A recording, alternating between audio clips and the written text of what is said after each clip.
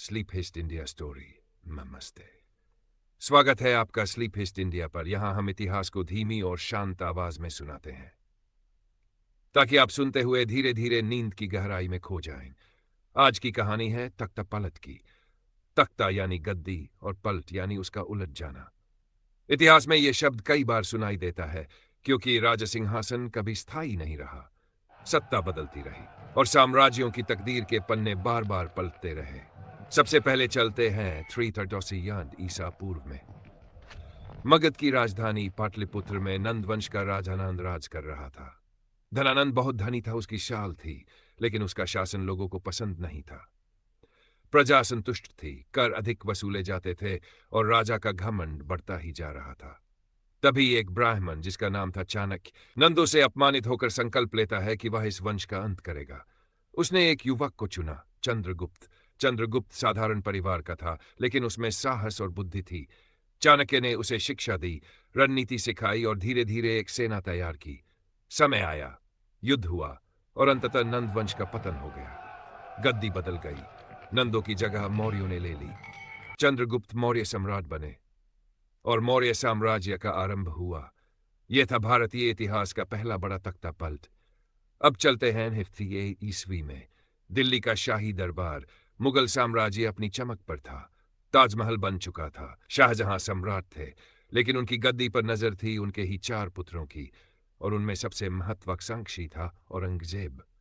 धीरे धीरे भाइयों के बीच संघर्ष बढ़ा। औरंगजेब ने चालाकी और युद्ध दोनों का सहारा लिया। एक एक करके उसने अपने भाइयों को परास्त किया। फिर समय आया जब शाहजहां बीमार हुए। औरंगजेब ने इस अवसर का लाभ उठाया। उसने अपने ही पिता को आगरा के किले में कैद कर दिया। शाहजहां, जिन्होंने ताजमहल जैसा अद्भुत स्मारक बनवाया था, अब अपनी बेटी जहां आरा की देखभाल में बंदी जीवन जीने लगे। गद्दी बदल चुकी थी। औरंगजेब सम्राट बन गया और शाहजहां केवल स्मृति बनकर रह गए। यह भी एक तख्ता पलट था जिसने मुगल इतिहास की धारा को बदल दिया। इतिहास में केवल मौर्य और मुगल ही नहीं, बल्कि दिल्ली सल्तनत और मराठों में भी गद्दी बदलने की घटनाएं आम थी। कभी किसी वजीर ने अपने सुल्तान को अपदस्थ कर दिया, कभी किसी सेनापति ने सत्ता छीन ली, कभी भाई ने भाई को हटाया, तो कभी बेटों ने पिता की गद्दी पर कब्जा कर लिया। सत्ता का खेल अक्सर विश्वासघात और महत्वाकांक्षा से भरा रहा। मराठा साम्राज्य के समय में भी पेशवाओं के बीच सत्ता का संघर्ष हुआ करता था। राजनीति और ताकत के इस खेल में तख्ता पलट बार बार दोहराया जाता रहा। इतिहास हमें यह सिखाता है कि सत्ता कभी स्थायी नहीं होती। गद्दियां बदलती रहती हैं, साम्राज्य उठते हैं और गिरते हैं। जो कल राजा था वह आज बंदी भी हो सकता है, और जो कल साधारण व्यक्ति था वह कल सम्राट भी बन सकता है। तख्ता पलट केवल गद्दी का बदलना नहीं था, यह समय का बदलना था। यह एक नए युग की शुरुआत थी और एक पुराने युग का अंत। अब आप धीरे धीरे अपनी आंखें बंद करें और कल्पना करें इतिहास के उन फीके पन्नों की।